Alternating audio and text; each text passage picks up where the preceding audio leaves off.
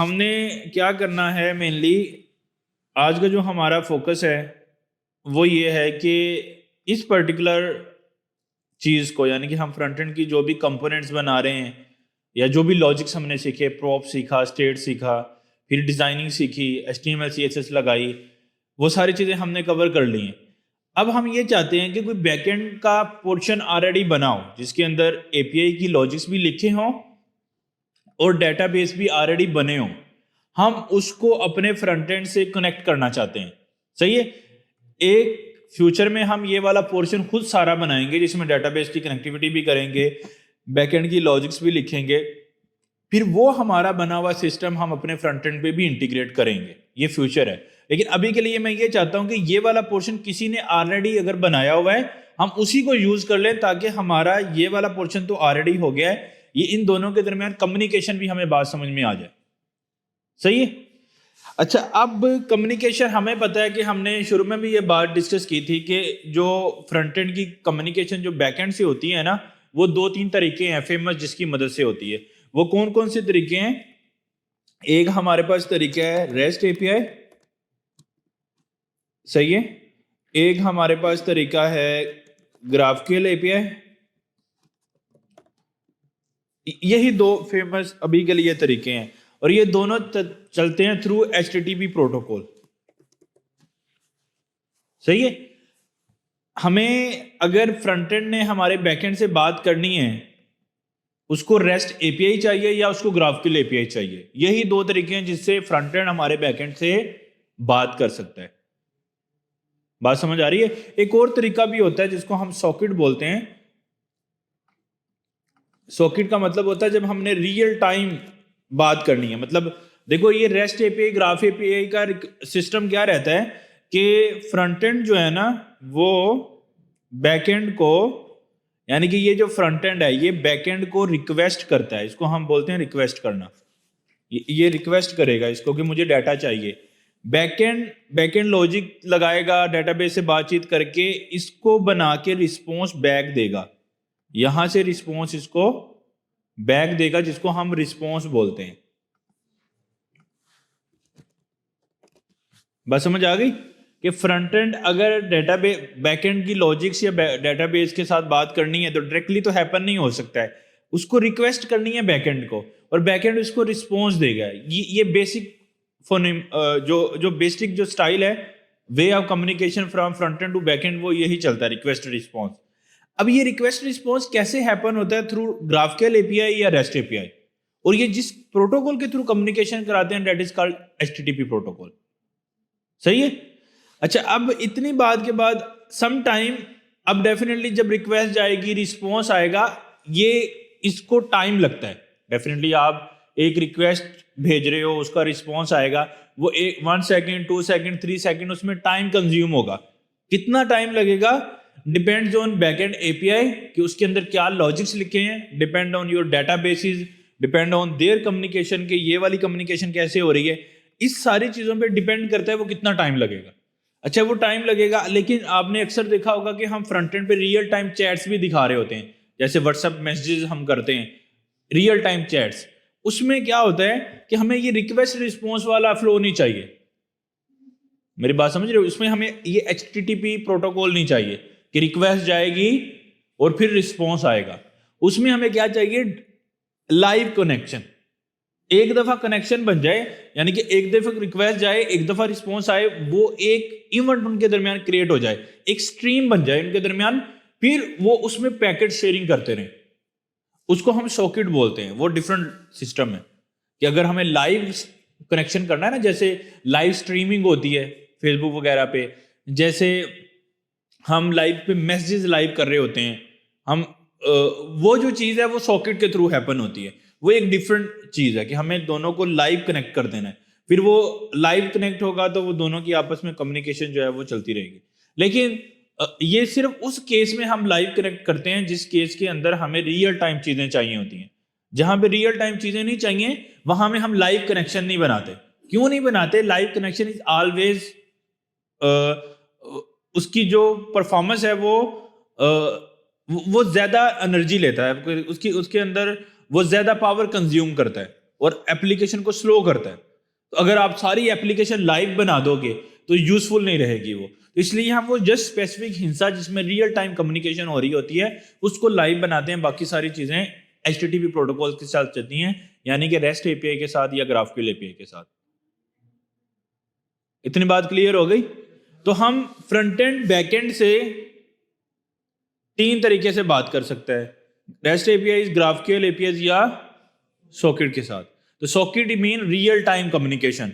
उसमें क्या होता है, एक दफा कनेक्शन बन गया, एक दफा रिस्पॉन्स आ गया, उसके बाद बस पैकेट जो है वो शेयर होते हैं कि ये मैसेज आ गया, अब ये मैसेज आ गया, ये मैसेज। लेकिन उसको हैंडल करना इट्स लिटिल कम्प्लेक्स, और उसमें डेफिनेटली जो पावर कंजप्शन है वो भी ज्यादा यूज होती है, आपको परफॉर्मेंस के इश्यूज रहते हैं। सही है? तो इसलिए हम हर पूरी ऐप सॉकेट के साथ नहीं बनाते, बाकी की ऐप अभी भी 90% of the cases REST APIs और GraphQL APIs ही चल रही हैं, और GraphQL API से भी ज्यादा REST APIs जो हैं वो मार्केट में चल रहे हैं। सही है? तो अगर कोई पूछे आपसे कि बैकएंड ने फ्रंटएंड के साथ, फ्रंटएंड ने बैकएंड से बात करनी है तो कितने तरीके हैं, आप उसको बोल सकते हैं 3 वेज हैं। One is REST APIs, another is GraphQL APIs, उसके बाद सॉकेट, यानी कि आप लाइव रियल टाइम कनेक्शन बना दें फ्रंट एंड बैक एंड का, और फिर उनके दरमियान कम्युनिकेशन जो है वो चलती रहेगी, स्ट्रीम होता रहेगा जिस तरह लाइव स्ट्रीमिंग होती है। सही है? अच्छा, अब हम जो चीज पढ़ने लगे हैं, जो आज हम फोकस करेंगे, दैट विल बी के बैकएंड हमारा ऑलरेडी बना हुआ है। सही है? अब अगर बैकएंड बना हुआ है, अब मुझे बैकएंड में जिस पर्सन ने बैकएंड बनाया है उससे मुझे सबसे पहले एक चीज क्लियर करनी है। वो क्या है कि तुमने जो बैकएंड की लॉजिक्स लिखे हैं जो कि डेटाबेस से बातचीत करते हैं, सही है? अच्छा, ये सबको क्लियर है कि हम बैकएंड क्यों बनाते हैं?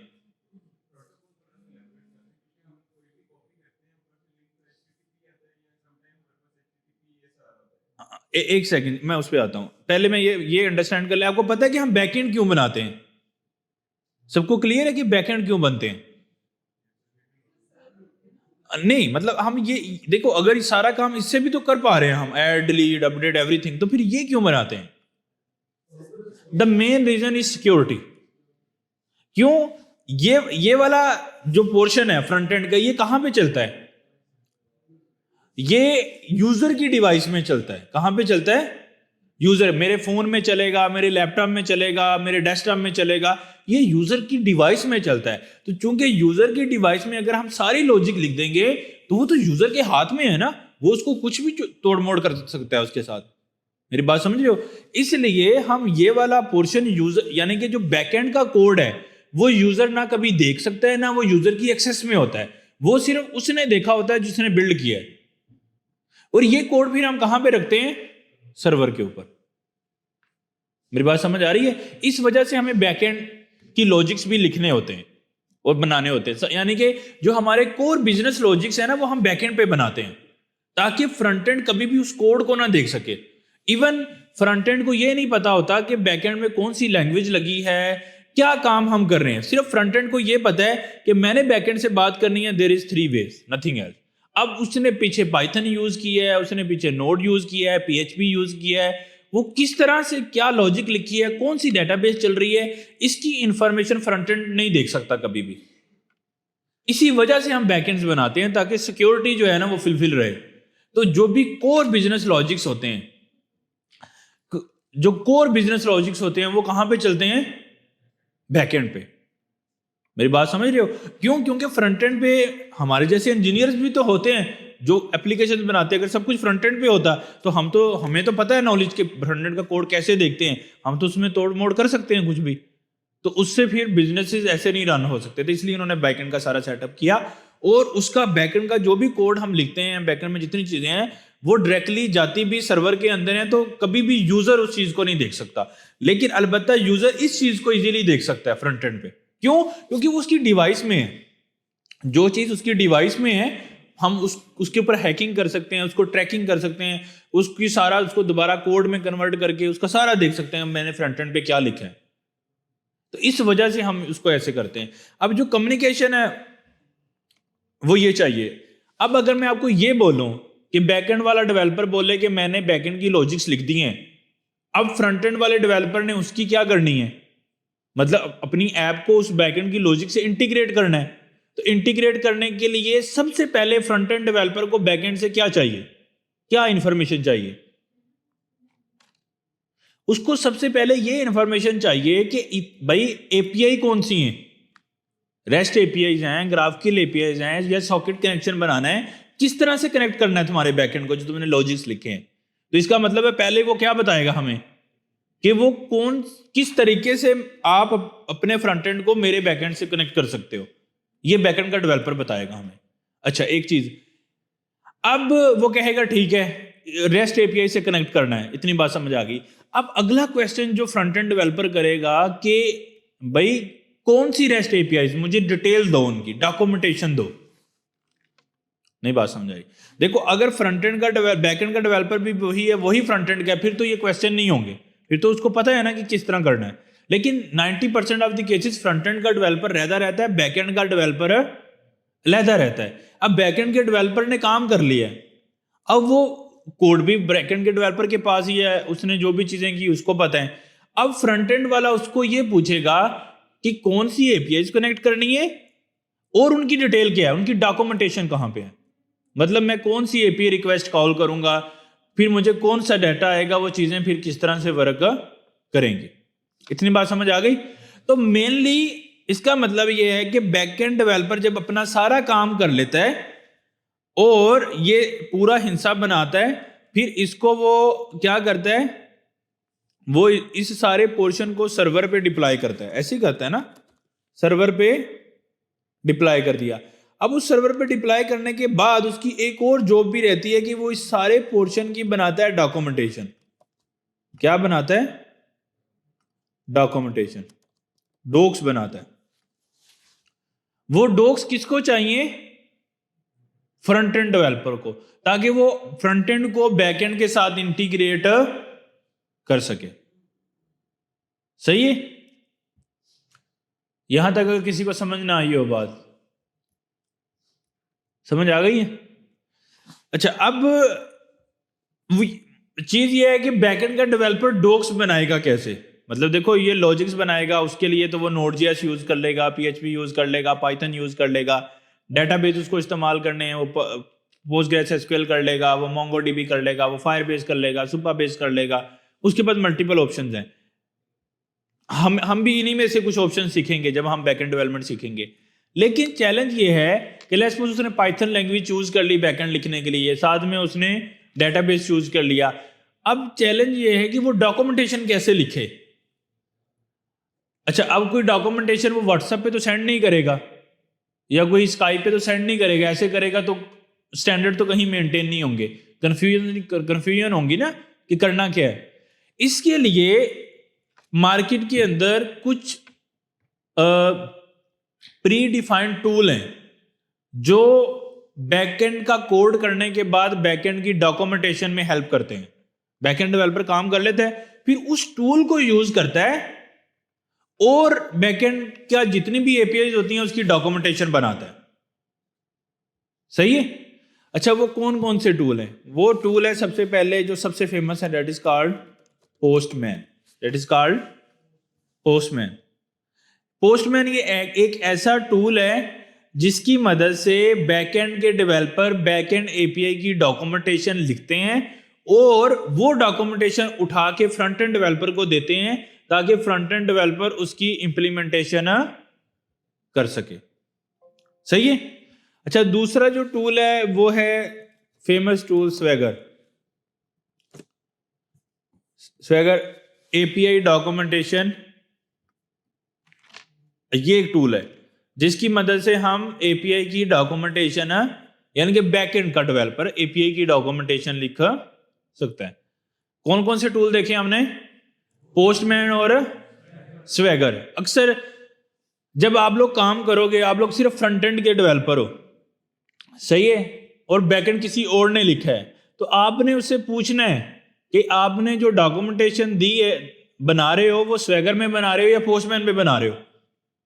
सही है? आपको क्लियर होगा, इसलिए मैं आपको बता रहा हूं। अब अगर उसने कोई भी डॉक्यूमेंटेशन नहीं बना रहा, तो इसका मतलब है कि वो अच्छी डेवलपमेंट भी नहीं कर रहा, क्योंकि कोई डॉक्यूमेंटेशन ही नहीं है। तो अब बार बार फिर क्या, लेट्स सपोज कोई डॉक्यूमेंटेशन नहीं है, तो मसला क्या आएगा?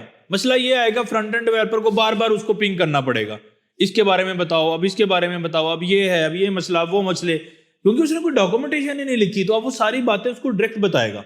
अब लेट्स सपोज उसने एक डेवलपर को सारी बातें बता दी, अब डेवलपर चेंज हो गया, अब उसको फिर बताना शुरू कर देगा। तो इसलिए ये स्टैंडर्ड बना दिया कि रेदर देन कि आप डेवलपर, फ्रंट एंड और back end developer directly chat के थ्रू कम्युनिकेशन करके बातें बताएं कि फ्रंट एंड को बैक एंड के साथ इंटीग्रेट करने का क्या तरीकाकार है, रेदर देन आप ये टूल्स यूज करें, ताकि फ्रंट एंड वाला भी जब कोडिंग करता है, सीखता है, वो इन टूल की प्रैक्टिस करता है कि मैंने जब भी बैकएंड से काम करना है तो मैंने इन टूल के साथ बैकएंड की डॉक्यूमेंटेशन लेनी है। और बैकएंड वाला भी जब डेवलपमेंट सीखता है तो वो इन टूल पे डॉक्यूमेंटेशन बनाता है। तो अब इन दोनों की जो कम्युनिकेशन है ना, वो बड़ी इजी हो जाती है। क्यों? सिर्फ फ्रंट एंड डेवलपर ने ये बोलना है बैकएंड को, या पोस्टमैन दे दो या स्वैगर दे दो, बाकी मैं देख लूंगा। क्यों बोला? क्योंकि उसको पता है कि वहां पे सारी चीजें उसको जो रिक्वायर्ड है वो मिल जाएंगी। All good?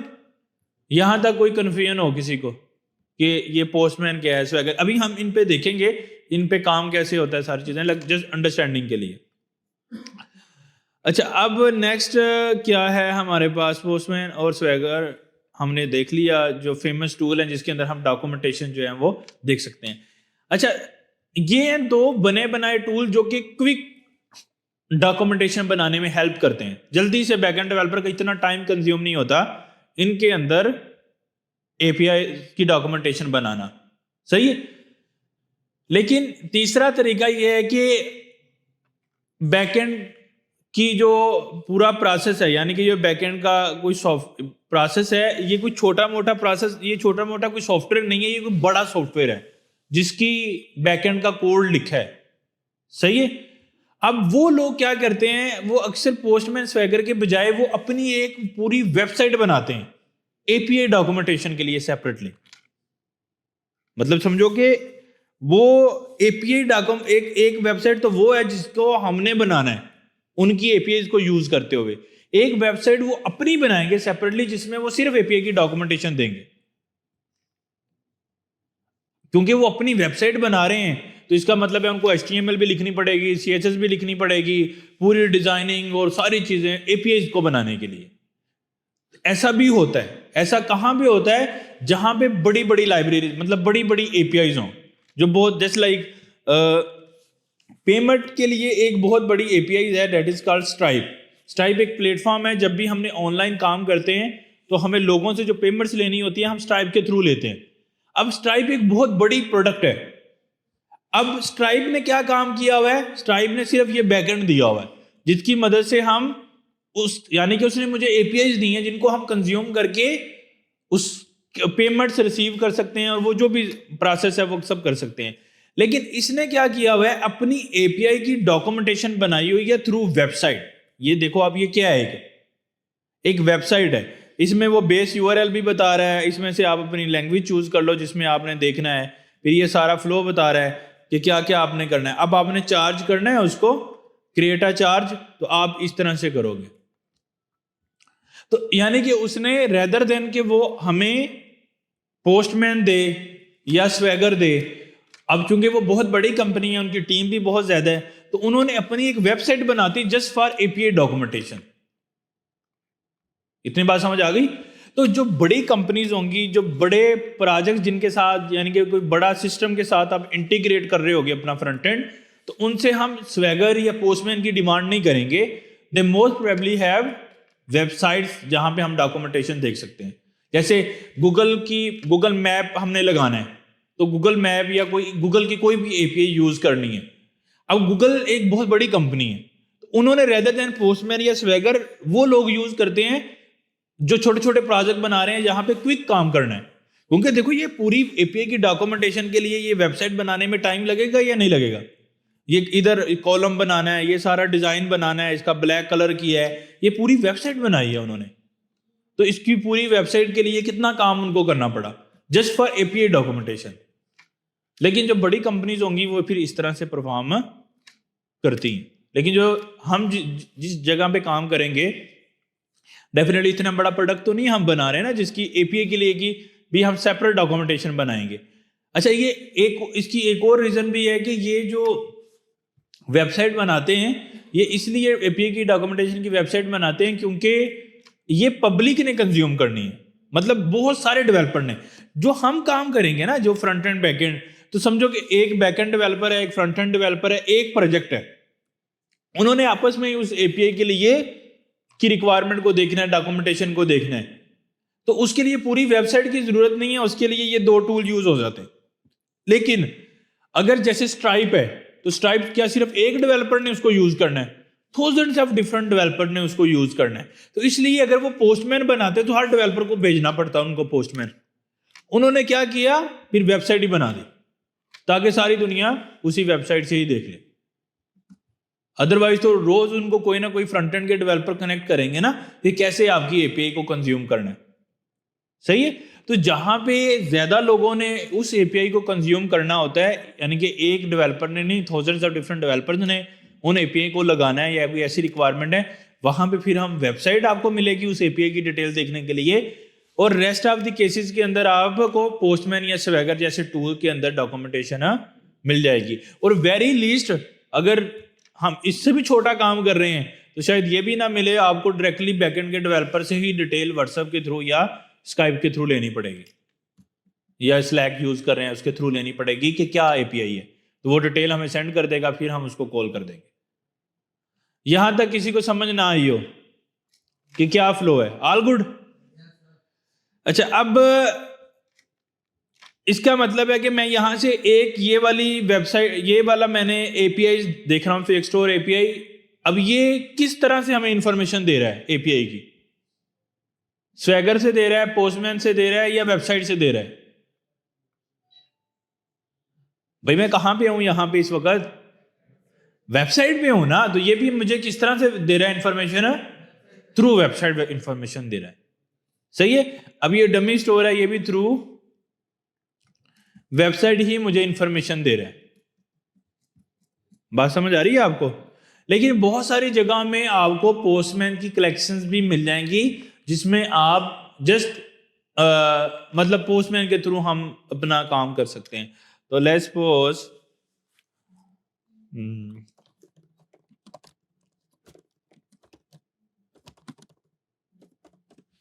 ऐसा कुछ देख लेते हैं।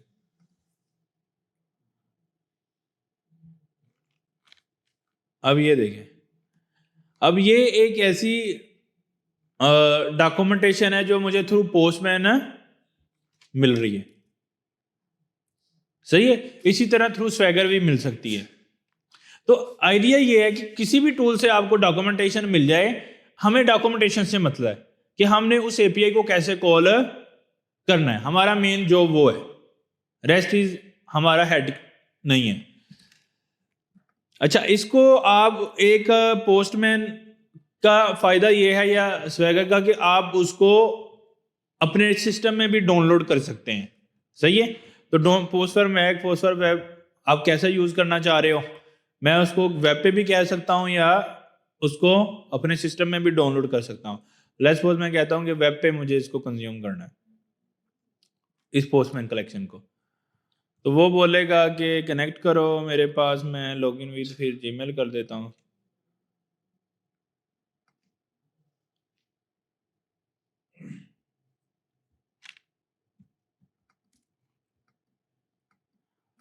आपने सिंपली क्या करना है, डाउनलोड करना है पोस्टमैन या वेब में यूज करना है, आपकी मर्जी है। तो मैं इसको क्या देता हूँ, बैकएंड डेवलपर हैं या क्या है, यहाँ पे कुछ भी लिख देते हैं।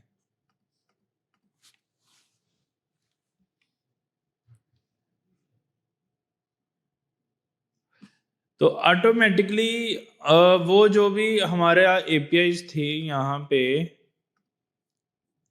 वो लोड हो जाएंगी हमारे पोस्टमैन के टूल के अंदर।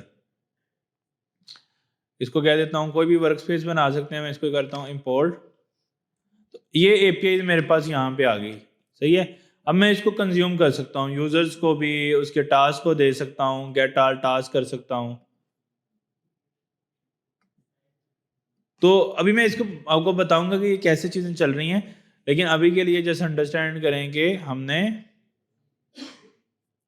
डॉक्यूमेंटेशन हमें चाहिए थ्रू पोस्टमैन, थ्रू स्वैगर या थ्रू वेबसाइट डॉक्यूमेंटेशन। सही है। अच्छा, अब डॉक्यूमेंटेशन हमारे पास आ गई। अब मैं इस वाले पोर्शन को एलेबोरेट करूंगा मजीद के डॉक्यूमेंटेशन भी पता लग गई कि एपीआई क्या है, चीज़ें क्या हैं। अब इसको हम कॉल कैसे करेंगे। सही है। तो इसकी कॉलिंग के लिए हमें क्या करना पड़ेगा, मजीद के नेक्स्ट जेएस का जो फ्रंट एंड है यानी कि रिएक्ट जेएस से हम इससे रिक्वेस्ट भेजेंगे बैकएंड को, वो बैकएंड को जो कि मुझे जिसकी डॉक्स मेरे पास पड़ी है। अच्छा, ये रिक्वेस्ट भेजने के लिए मुझे लाइब्रेरी कोई यूज़ करनी है, कोई वे यूज़ करना है कि मैं फ्रंट एंड से बैकएंड को रिक्वेस्ट कर सकूं। और वो जो टूल यूज़ होते हैं ना, उसमें भी हमारे पास मल्टीपल ऑप्शंस हैं। सही है, जो फ्रंट एंड बैक एंड को कॉल कर सकता है, चाहे वो रेस्ट एपीआई हैं या चाहे वो ग्राफकेल एपीआई हैं। सही है। उसमें जावास्क्रिप्ट या टाइपस्क्रिप्ट में एक बेसिक आती है फेच का फंक्शन जो कि बिल्ट इन है। ये क्या करते हैं, इसकी मदद से, इस फेच एपीआई की मदद से हम फ्रंट एंड से बैक एंड को रिक्वेस्ट कर सकते हैं थ्रू ग्राफक्यूएल या थ्रू रेस्ट एपीआई। दूसरा एक लाइब्रेरी हमारे पास आती है डेट इज कॉल्ड एक्सियोस। ये काफ़ी फेमस लाइब्रेरी है। इसके थ्रू भी हम फ्रंट एंड से बैक एंड को रिक्वेस्ट कर सकते हैं और रिस्पॉन्स ले सकते हैं। सही है। तो हम दोनों देखेंगे, फेच से भी कर लेंगे और एक्सियस से भी कर लेंगे ताकि हमें अंडरस्टैंडिंग बिल्ड हो जाए। अच्छा, एक्सियस और फेच को देखने के लिए, फेच तो बिल्ट इन है, उसमें कुछ भी इंस्टॉल नहीं करना पड़ेगा, लेकिन एक्सियस में डेफिनेटली मुझे इंस्टॉल करना पड़ेगा। तो मैं एक्सियस npm करूंगा तो मुझे ये वाला पैकेज जो है वो नज़र आ जाएगा। इसके इतने डाउनलोड्स हैं जिसकी मदद से मैं फ्रंट एंड से बैक एंड में मतलब रिक्वेस्ट जो है वो जनरेट कर सकता हूँ। सही है। अब आगे रिक्वेस्ट कैसे करनी है वो डेफिनेटली हम अंडरस्टैंड करेंगे। अच्छा, अब आगे हम चलते हैं और मैं कोई भी फोल्डर कॉपी कर लेता हूँ यहाँ से, एक्सपेंस ट्रैकर वाली ऐप से उठा लेते हैं कोड,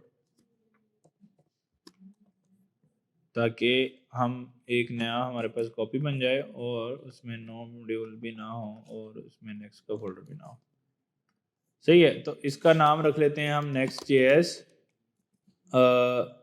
एपीआई इंटीग्रेट। ठीक है। और उसमें मैं पेस्ट करके इसको मैं रन कर लेता हूँ अपने एंड पे। रन करने के लिए डेफिनेटली मुझे नोड मॉड्यूल चाहिए, तो मैं यान कर दूंगा और फिर npm run dev।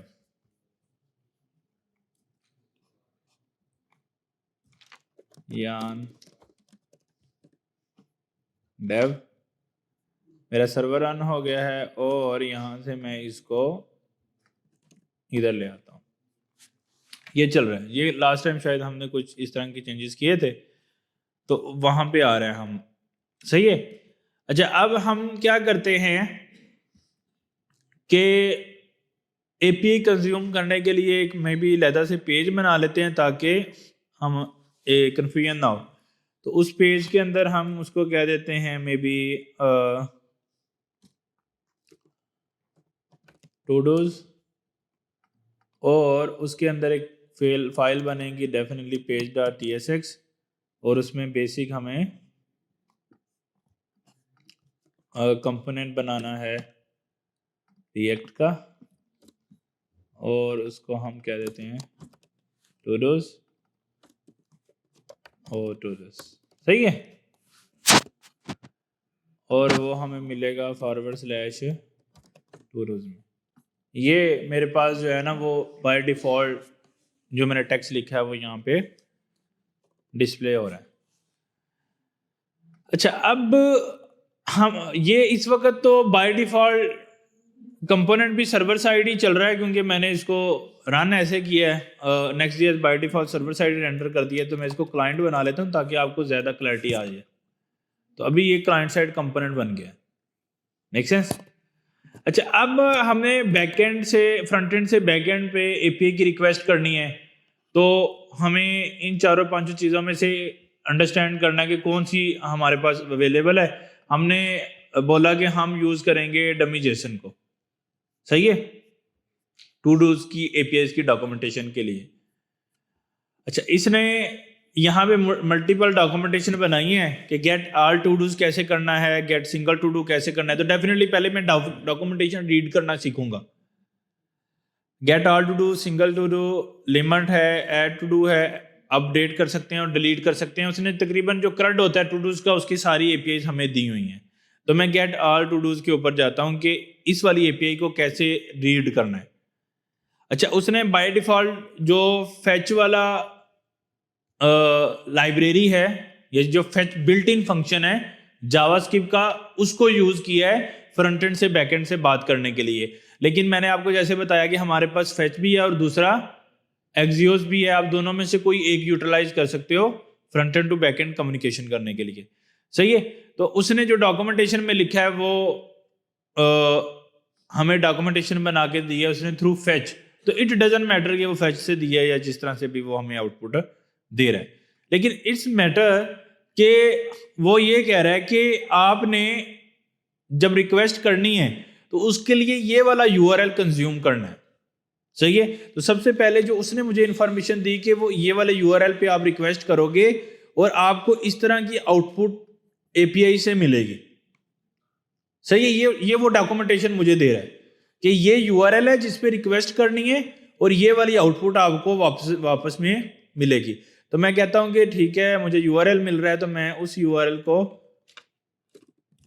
यहां पे पेस्ट कर लेता हूं कि ये यूआरएल है जिसके ऊपर मैं रिक्वेस्ट करूं और मुझे रिस्पॉन्स आएगा। आप लोग, मैंने आपको जब फर्स्ट डे पढ़ाना शुरू किया था नेक्स्ट.जेएस, मैंने ये यूआरएल कैसे रीड करते हैं इस पर बड़ी डिटेल से बात की थी, याद है ना सबको? जिसके अंदर मैंने बोला था आपको कि HTTPS का क्या मतलब है, ये डोमेन का क्या मतलब होता है, इसको क्या बोलते हैं, पाथ बोलते हैं या राउट्स बोलते हैं, ऐसे ही है ना। अब इस पे जो हम रिक्वेस्ट कर सकते हैं वो कौन कौन सी हो सकती है?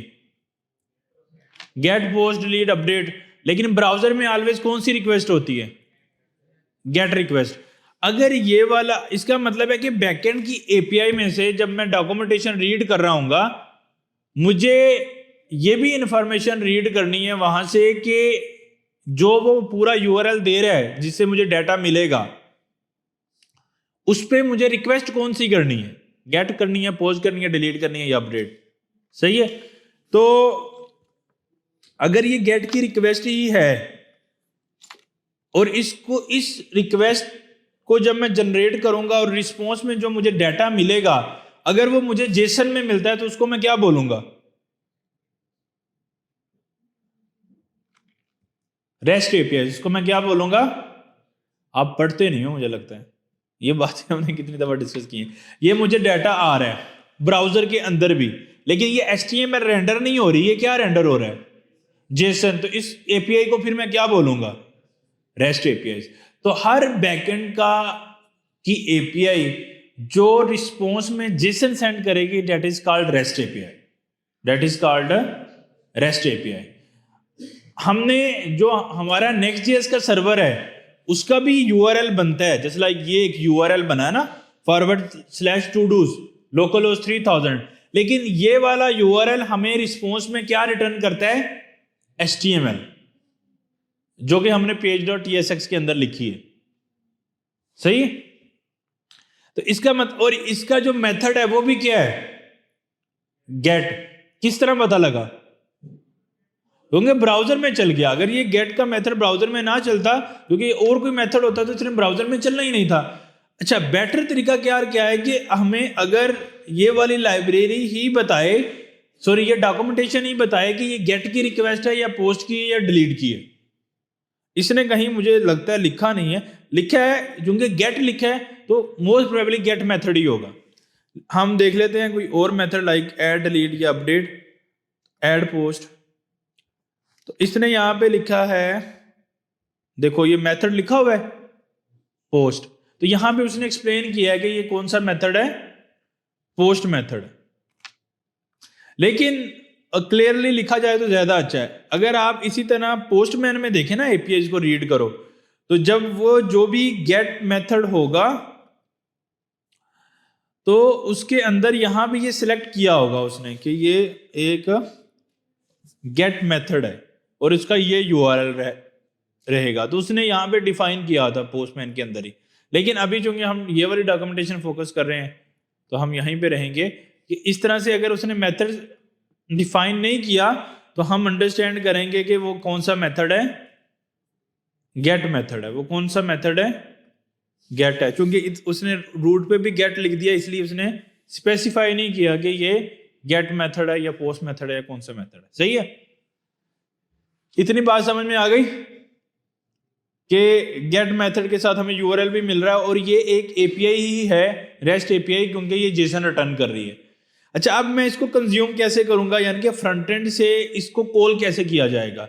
तो मैंने जैसे बताया कि दो तरीके हैं, कौन कौन से, कि हम एक्सिस यूज कर लें या फैच यूज कर लें। और ये वाली एपीआई ग्राफकेल एपीआई या रेस्ट एपीआई है, रेस्ट एपीआई है। क्यों, क्योंकि इसने हमें देखा ना अभी कि उसने जेसन में रिस्पॉन्स सेंड किया। इसको कॉल करने के लिए डेफिनेटली मैं क्या करता हूं, एक फंक्शन बना लेता हूं, उसको कहता हूं get todos, arrow function बना लेते हैं चलो। और उसके अंदर मैं क्या कहता हूं, अब चूंकि हमने नेटवर्क की रिक्वेस्ट करनी है और ये नेटवर्क की रिक्वेस्ट थोड़ा टाइम ले सकती है, तो ऐसी चीजें जो टाइम कंज्यूमिंग होती हैं उसके लिए फिर हम क्या यूज करते हैं, ए सिंक और अवेट। तो इसका मतलब है कि इस फंक्शन को मुझे ए सिंक फंक्शन भी बनाना पड़ेगा।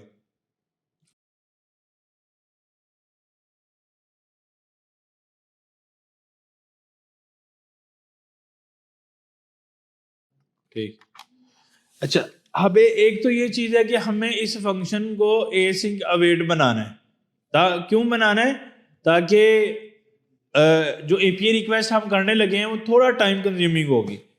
सही है। और दूसरा, अब मुझे ये पता नहीं है कि ये रिक्वेस्ट हमेशा सक्सेस होगी या एरर आने के चांसेस हैं। तो जहां पे मैं कंफ्यूज होता हूं कि मुझे एरर भी आ सकता है, तो उसके लिए भी हमने टाइपस्क्रिप्ट में एक टूल पढ़ा था, उसको क्या बोलते हैं, ट्राई कैच बोलते हैं। उसको क्या बोलते हैं, ट्राई कैच।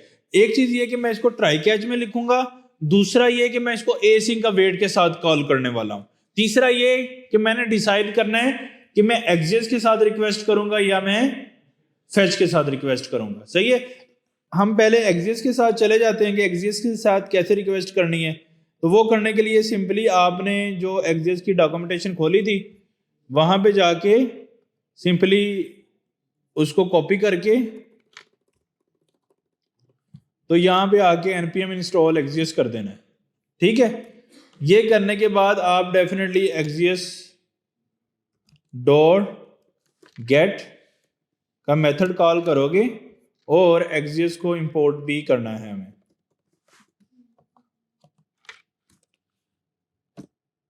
सही है, axis import from axis dot gate, आगे मैंने उसके डालना है यूआरएल।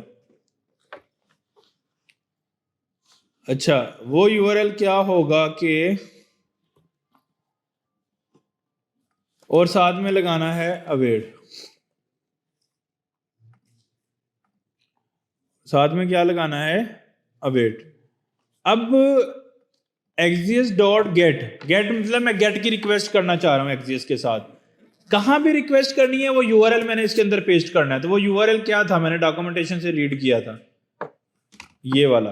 तो इस यूआरएल को कॉपी करूंगा और लाके एक्सिस डॉट गेट के अंदर पेस्ट कर दूंगा। एक्सिस डॉट पोस्ट क्यों नहीं किया मैंने, क्योंकि हमारा इस यूआरएल का मेथड क्या है, गेट, तो इसलिए मैंने गेट किया। और ये ट्राई कैच क्यों लगाया, क्योंकि मुझे इस पे यकीन नहीं है कि ऑलवेज ये चलेगा, एरर भी दे सकता है ना, कोई दूसरे का बैकएंड है तो एरर भी दे सकता है, इसलिए ट्राई कैच लगाया। ए सिंक का वेट क्यों लगाया, क्योंकि ये रिक्वेस्ट जाने और रिस्पॉन्स आने में टाइम लगेगा। अब इसका जो भी आंसर है वो मैं सेव कर लूंगा किसके अंदर, मे बी डाटा के अंदर। सही है, और इसको मैं सिंपली क्या कर देता हूं, लॉग लगा देता हूं इस पे, कंसोल डॉट लॉग डाटा को प्रिंट कर दे, डाटा फ्रॉम एपीआई। ठीक है, और अगर इन केस एरर आता है तो उसको भी क्या कर लूं, प्रिंट कर लूं, ताकि हमें कन्फ्यूजन ना हो, कोई भी एरर आता है वो चल गया। अब ये पूरा मेरा एक फंक्शन लिखा गया है जिसके अंदर मुझे डाटा भी आ रहा है और जिसके अंदर मुझे जो है वो सारी आउटपुट भी आ जाएगी और एरर भी आ जाएगा इन केस। लेकिन चैलेंज ये है कि ये डाटा वाला फंक्शन जो थर्ड पार्टी एपीआई से डाटा लेके आएगा, मतलब जो फ्रंट एंड से बैक एंड से डाटा लेने जाएगा और वापस आएगा, इसको कॉल कब करना है उसके लिए भी मुझे कोई इवेंट चाहिए। देखो हम कब डाटा लेके आएंगे, कोई बटन पे क्लिक होगा, क्या हैपन होगा जिसकी बेस पे हमें डाटा लेके आना है। तो अभी के लिए मैं कहता हूं कि वो चीज वो हैपन होगी कि मैं एक बटन बनाऊंगा यहां पे, ठीक है, और उस बटन में लिखा होगा गेट टू डूज, यानी कि इस पे जब क्लिक होगा, इसका ऑन क्लिक चलेगा, तो उस पे मैं क्या करना चाह रहा हूं, इस वाले मेथड को कॉल करना चाह रहा हूं। तो जब इस वाले बटन पे क्लिक करेंगे तो क्या होगा, ये वाला फंक्शन चलेगा, और ये जब चलेगा तो इसमें मैं क्या कर रहा हूं, डाटा लाके कंसोल करवा रहा हूं। तो अब हम देख लेते हैं कि क्या ये वाकई में ऐसे चल रहा है या नहीं।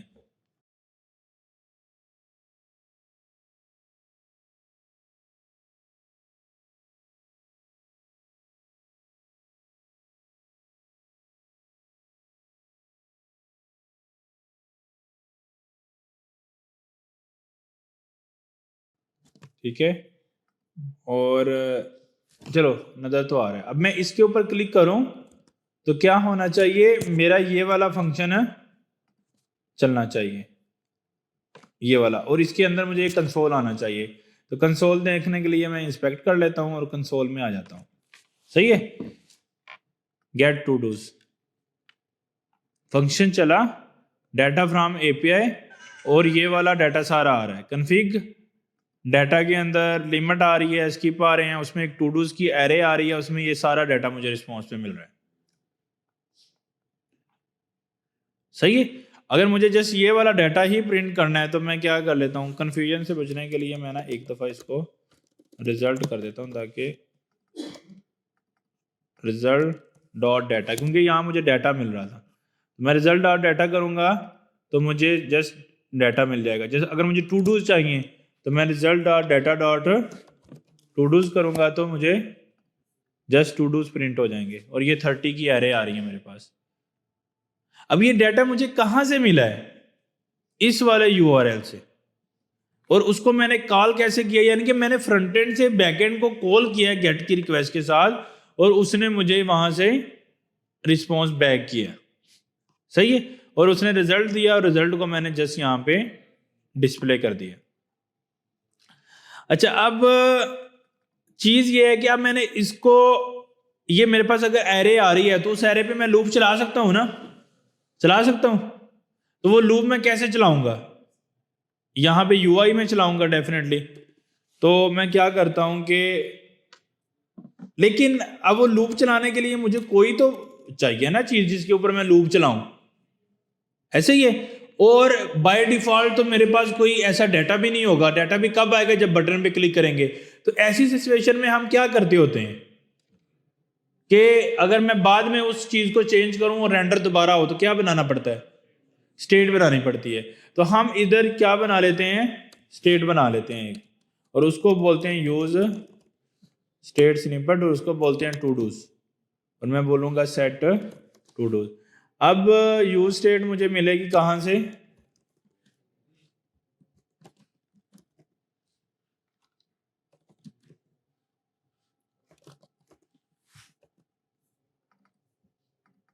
और ये बाय डिफॉल्ट एम्प्टी एरे होगी। अच्छा, अब जब सेट टू डूज मैं कब करूंगा, जब मेरे पास बटन पे क्लिक होने के बाद रिजल्ट आएगा, तो तब मैं क्या कर देता हूं, result dot data dot todos, वो किस में सेट कर देता हूं, सेट टू डूज में। और जैसे ही टू डूज के अंदर ये चीजें सेट होंगी, मैं इसको यहां पे उठा के इस पे मैप लगा देता हूं, और वहां पे मुझे एक टू डू मिल जाएगा, और उसके अंदर हम सिंपली रिटर्न लगाएंगे, और उसके अंदर मैं क्या करता हूँ, एक div लगा के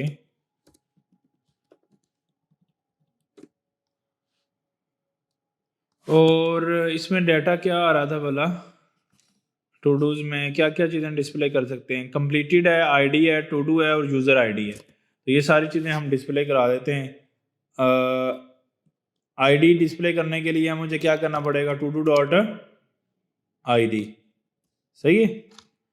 और उसके बाद मुझे डिस्प्ले करनी है todo dot todo, और उसके बाद मुझे डिस्प्ले करना है टू डू डॉट, चलो इतना ही बहुत है। अगर मैं ये रेंडर करता हूं तो ये देखें बाय डिफॉल्ट कुछ नहीं होगा। क्यों नहीं होगा? क्योंकि हमने रिक्वेस्ट ही नहीं मेड की। और जैसे ही मैं गेट टू डूज पे क्लिक करूंगा तो वो सारे आ जाएंगे। वो क्या हो रहा है, गेट टू डू के ऊपर फंक्शन चल रहा है, कौन सा, ये वाला। और ये लाके जब रिस्पॉन्स आ जाता है थोड़ी देर के बाद ये स्टेट को सेट करता है। जैसे स्टेट सेट होती है री रेंडरिंग होती है और ये वाली लाइन दोबारा से रेंडर हो जाती है। समझ आ गई बात? अच्छा, इसी तरह जिस तरह गेट टू डूज हमने किए हैं, इसी तरह अगर ऐड टू डू की आपने एपीआई लगानी हो तो आपको क्या चाहिए होगा? सबसे पहले आपको ये चाहिए होगा कि जो आप एपीआई यूज कर रहे हो, ठीक है, उसकी उस पर्टिकुलर एपीआई की डॉक्यूमेंटेशन चाहिए। जैसे गेट सिंगल टू डू, अगर इस यूआरएल पे हम रिक्वेस्ट करते तो हमें क्या मिलता, एक टू डू मिलता है इस तरह से। गेट रैंडम टू डू, ये रैंडम क्लिक करेंगे तो यहां पे आपको इस तरह से कोई भी रैंडम टू डू मिल जाएगा। चाहिए लिमिट वगैरह उसने लगाई है। यहां पे अगर हम इसकी डॉक्यूमेंटेशन से देखें ऐड टू डू, तो उसमें क्या करना पड़ेगा? ऐड टू डू में हमें डेफिनेटली इसकी हमें डॉक्यूमेंटेशन को रीड करना पड़ेगा कि हम इसको टू डू को कैसे ऐड कर सकते हैं। वो जो भी डॉक्यूमेंटेशन हमें प्रोवाइड करेगा उसकी बेस पे हम उसको फिर कॉल करके टू डूज को ऐड कर सकते हैं। सही है। तो आइडिया ये है। और इसका मेथड क्या रहेगा? यहाँ पे पोस्ट मेथड है, ये हेडर पास करना है, ये बाकी की चीजें देखनी है। लेकिन अभी के लिए आप लोगों ने ये करना है कि ये फेक स्टोर और टू डूज डमी जेसन वाली एपीआई को यूज करके जितनी भी इनकी एपीआईज हैं गेट वाली, उनका डाटा लाके अच्छा सा डिजाइन बना के उसको अपने यहाँ पे, अभी तो हमने कोई भी डिजाइन नहीं लगाया ना, प्रॉपर क्लासेस वगैरह नहीं लगाई, तो ये मैंने आईडी और ये ऐसे डिस्प्ले कर दिया है। तो हमें प्रॉपर डिजाइन बना के इसको यहाँ पे डिस्प्ले करना है। जैसे ये फेक स्टोर एपीआई है ना जो, वो हमें गेट ऑल प्रोडक्ट्स देती है विद इमेजेस इवन। जब मैं इस पर क्लिक करता हूं तो यहाँ पे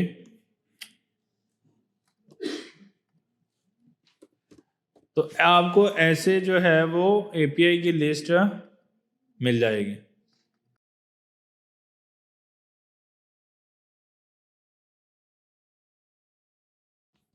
क्योंकि ये भी गेट मेथड है, मैं ब्राउजर में भी इसको कॉल कर सकता हूँ। जैसे ये कॉल होगा तो मुझे यहाँ पे इसकी जेसन मिल जाएगी। ये जेसन में क्या है, प्रोडक्ट्स हैं। प्रोडक्ट्स कैसे होते हैं? जिस तरह स्टोर होता है, तो आपने कोई भी ई कॉमर्स स्टोर की यूआई देख लेनी है।